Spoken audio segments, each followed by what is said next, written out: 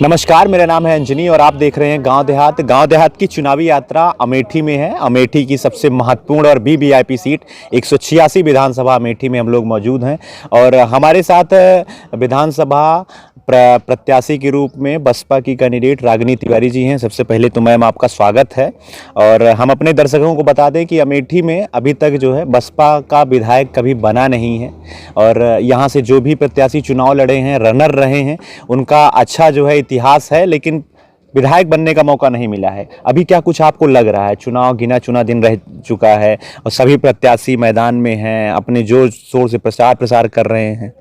बहुत बहुत धन्यवाद पहले तो आपका।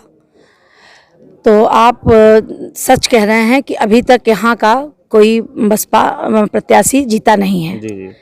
और लेकिन इस बार माँ कालिका के आशीर्वाद से बहन जी की मैं सिपाही बन के आई हूँ और मैं यहाँ लड़ने नहीं, मैं यहाँ जीतने आई हूँ। जी।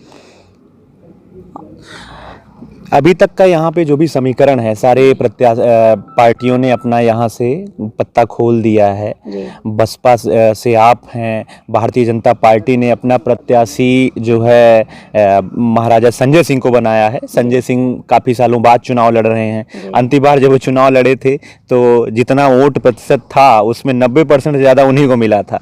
और गायत्री प्रसाद प्रजापति की पत्नी जी भी मैदान में हैं। आशीष शुक्ला जी अभी कुछ दिनों पहले तक भारतीय जनता पार्टी से थे, मतलब कहीं ना कहीं समर्थन कर रहे थे, लेकिन अंतिम क्षणों में जब उनको टिकट नहीं मिला तो कांग्रेस से मैदान में कूद गए।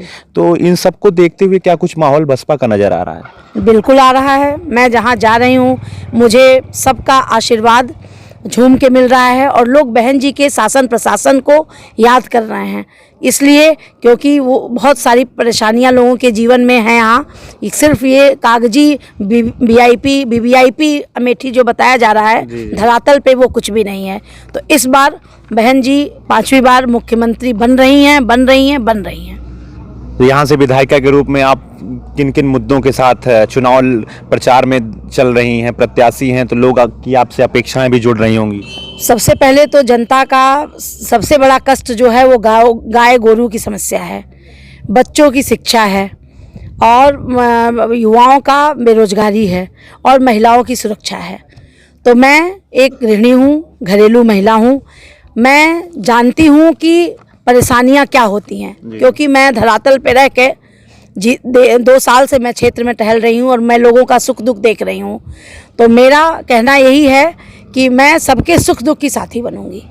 अच्छा। और क्योंकि सुख दुख इंसान का आप बांट लो तो उनके जीवन की सारी समस्याएं खुद ही समाप्त हो जाती हैं। अच्छा, विकास कुछ अमेठी में आपको दिख रहा है? 5 साल भारतीय जनता पार्टी की यहाँ पर विधायिका रही, इसके पहले एक दूसरी वाली रानी भी यहाँ से विधायिका थी, गायत्री प्रसाद जी भी यहाँ से विधायक रह चुके हैं। कोई विकास नहीं है, मुझे तो कोई विकास नहीं दिख रहा है। सड़कें पता चलती हैं रोज बन रही हैं, लेकिन मैं गांव-गांव जाके देख रही हूँ गड्ढा युक्त सड़कें हैं और लोगों को इतनी परेशानियों का सामना कर कैसे लोग पहुँचते हैं अपने गांव में।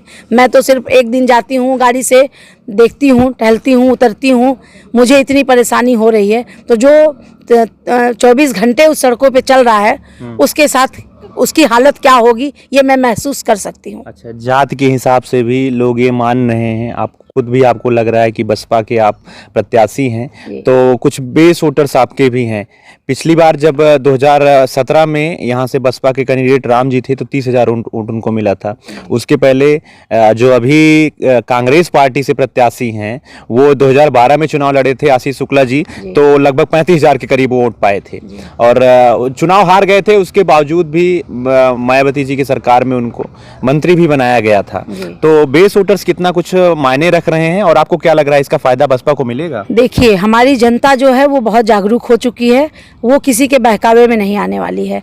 जनता हमारी ये कह रही है कि आप परेशान न हो, क्योंकि आपका बेस वोट 32,000 है। अच्छा। और हम आपके साथ हैं, क्योंकि हम अपना वोट जो है कहीं ऐसी जगह नहीं डालना चाहते हैं कि हमारा वोट खराब हो। अच्छा। तो इस तरह से समीकरण देखते हुए हमारा ब्राह्मण समाज, सर्व समाज और हमारे जो है बेस वोटर, ये सब झूम के मुझे आशीर्वाद देना है और माँ कालिका ने चाहा तो मैं इस सीट को जीत रही हूँ। अच्छा, अभी आपने कहा कि जनता समझदार हो गई है, जनता को विकास के रूप में राशन मुफ्त का मिल रहा है, जनता को जो है किसान सम्मान निधि का भी लाभ मिल रहा है, बहुत सारी योजनाएं सरकार चला रही है उसका भी लाभ मिल रहा है। तो ये योजनाएं धरातल पर कहीं ना कहीं लागू हैं, अंतिम जन तक नहीं मिल रहा है, लेकिन कहीं ना कहीं योजनाओं का भी तो लाभ लोगों को मिल रहा है। वो देखिए 5 किलो राशन दे रहे हैं, जनता जिसको दे रहे हैं वो खुद ही बोल रहा है, मुझसे ही बता रहा है कि 5 किलो राशन से क्या होगा। जिसका बड़ा परिवार है 5 किलो से उसका कुछ नहीं होने वाला है। उनका कहना है कि जितना वो राशन मुझे भीख में दे रहे हैं उससे अधिक हमारा जो है गाय गोरू चढ़ जा रहे हैं। तो ये बहुत बड़ी समस्या है और उन लोगों को अब कोई बहका नहीं सकता, वो जान चुके हैं कि मुझे क्या करना है। अमेठी की जनता के नाम क्या कुछ आपका संदेश है?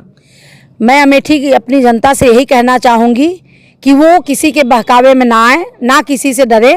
बहन जी की सरकार आ रही है, आप सब एकजुट होकर मेरे साथ कंधे से कंधा मिलाकर मैं आपके सुख दुख में हमेशा साथ आज भी हूँ और रहूँगी भी। इसलिए आप घबराए ना, आप अपना प्रत्याशी जिसको भी चुनना चाहें सोच समझ के चुनिएगा, मैं आपके साथ हर कदम पे हूँ। बहुत बहुत धन्यवाद आपका। आज हमारे साथ चुनावी चर्चा में बसपा की प्रत्याशी रागिनी तिवारी जी थी।